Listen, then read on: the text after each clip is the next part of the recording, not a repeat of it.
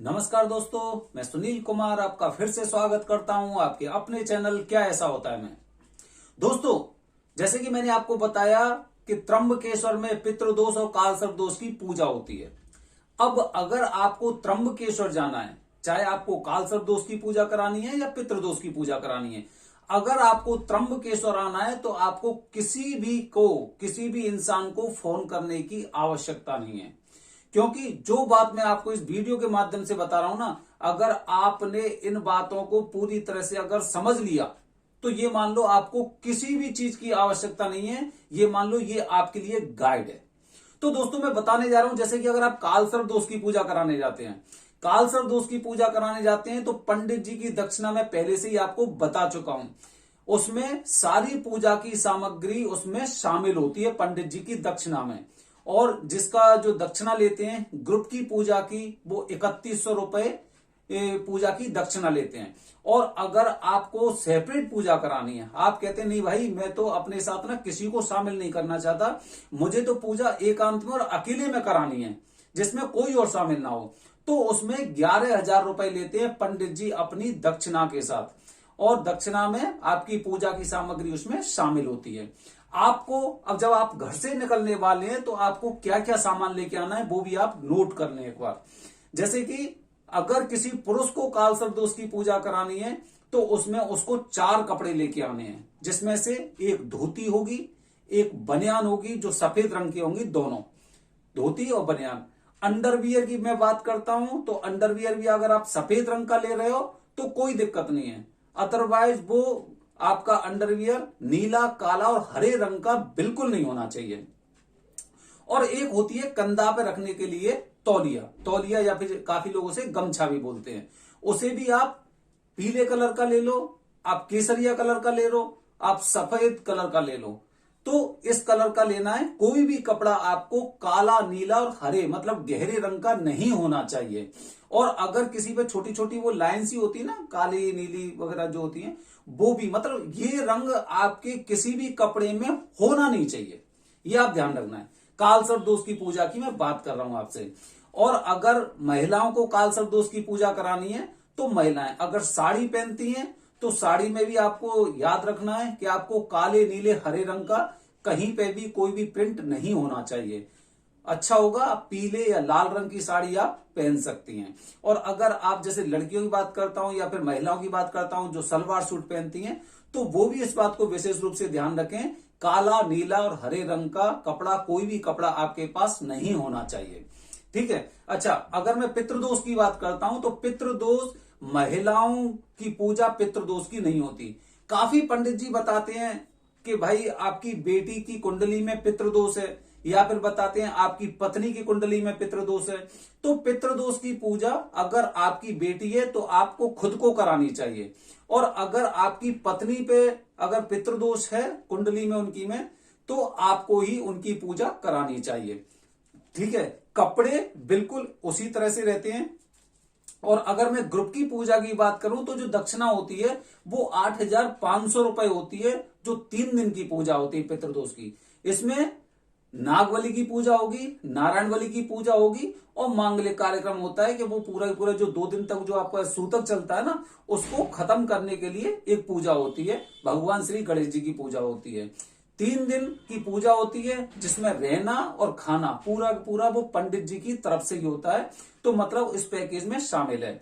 और अगर सेपरेट पूजा की बात करता हूं कि नहीं भाई मुझे किसी के साथ पूजा नहीं करानी, पितरों की पूजा मुझे अकेले में ही करानी है, चाहे कुछ भी हो जाए, तो दोस्तों अकेले में पूजा होती है 21,000 रुपए की। जो पितृदोष की पूजा है, पितृदोष की पूजा अकेले की 21,000 रुपए में होती है, जो 3 दिन की पूजा होती है।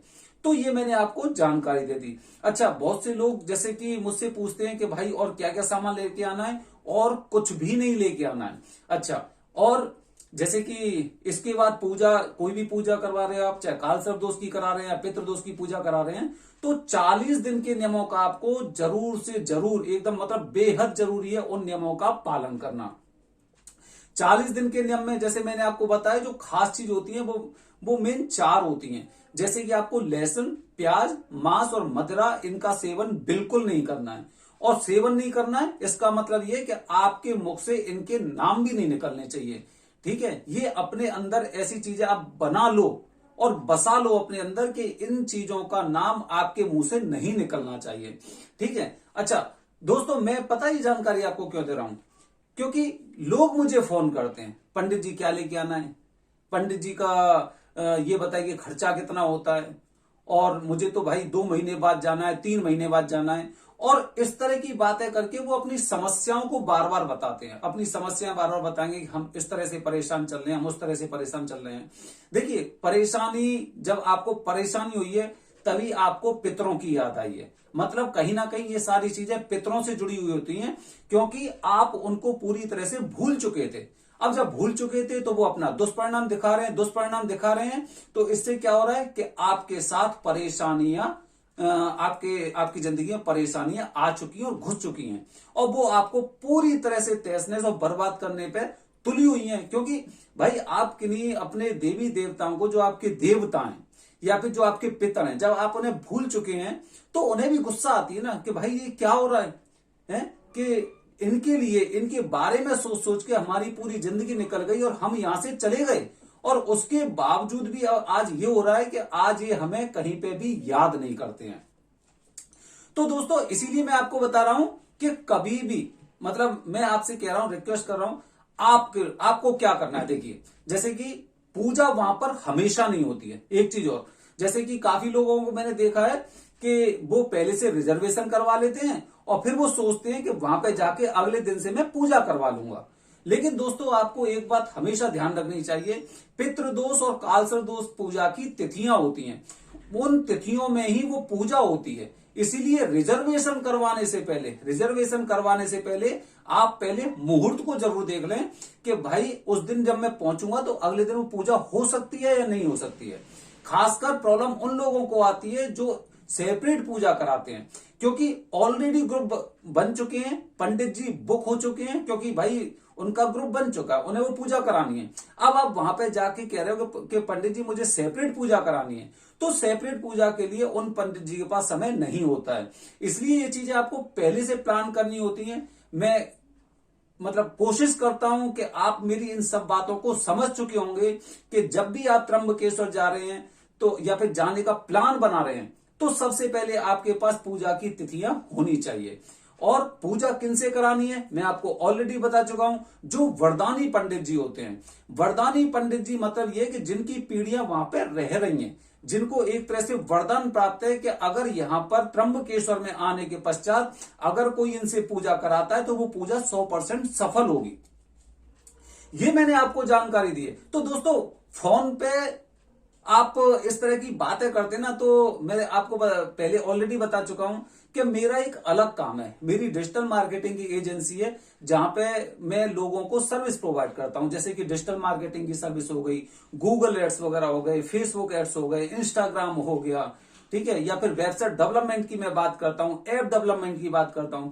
उन सब चीजों में मैं थोड़ा सा बिजी रहता हूं। लेकिन आपके ऐसे सवाल सुन के थोड़ा सा ना, मैं थोड़ा सा मतलब ये मान लो कि मुझे थोड़ी सी परेशानी होती है कि आप इस तरह की बातें करते हैं। आपको पंडित जी के बारे में जानकारी चाहिए, आप सबसे पहले मुझे व्हाट्सएप करें, बस कॉल ना करें, मुझे व्हाट्सएप करें, मैं आपको वो लिस्ट भेज दूंगा। लिस्ट के बाद आपको क्या करना है, उसके अनुसार आपको पूजा करानी है, ट्रेन की टिकट बुक करानी है। आपको इस तरह से बुकिंग करानी है कि जैसे सपोज करते हैं अगर 7 तारीख की पूजा है तो 6 तारीख को आपको हर हालत में त्र्यंबकेश्वर आना है। 6 तारीख को त्र्यंबकेश्वर आपको आना है, तभी आपको 7 तारीख की पूजा आप करवा सकते हैं। आपकी इच्छा है, ये आपके ऊपर निर्भर करता है। अगर आप वहां पे पहुंचने के बाद वहां पे अच्छे पंडित जी अगर आपको ढूंढने के पश्चात अगर मिल जाते हैं, उनसे आप पूजा कराइए।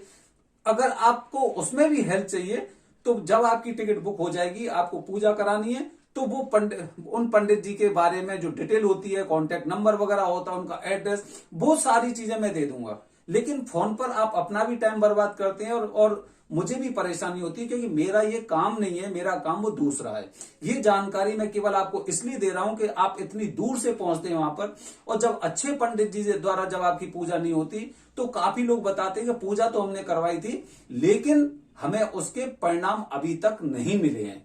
काफी पंडित जी तो ये बोल देते हैं भाई यहीं से हम पूजा कर देंगे आपकी। तो उन सब चीजों को आपको थोड़ा सा समझने का प्रयास करना चाहिए। जब भी आपको पूजा करानी है, सबसे पहले आप मुहूर्त देखिए। मुहूर्त में आपको व्हाट्सएप करूंगा। अब अगर आप मुझे व्हाट्सएप पे कुछ भी मैसेज करते हैं तो उसके अनुसार आप ट्रेन की टिकट बुक कराइए। एक दिन पहले पहुंचिए, 4 कपड़े लेके जाने हैं और अच्छे पंडित जी से आपको वहां पे पूजा करानी है। तो दोस्तों, मुहूर्त की डेट के लिए आप मुझे व्हाट्सएप करिए, लेकिन आलतू फालतू इस तरह से कॉल आप प्लीज मुझे मत करिए कि मुझे भाई अप्रैल में पूजा करानी है, मुझे दिसंबर में, अगले दिसंबर में पूजा करानी है, मुझे नवंबर में पूजा करानी है, यहां से क्या लेके जाना है, वो सारी जानकारी मैं इसमें दे चुका हूं। तो दोस्तों, मुझे उम्मीद है कि आप ये सारी बातें समझ चुके होंगे।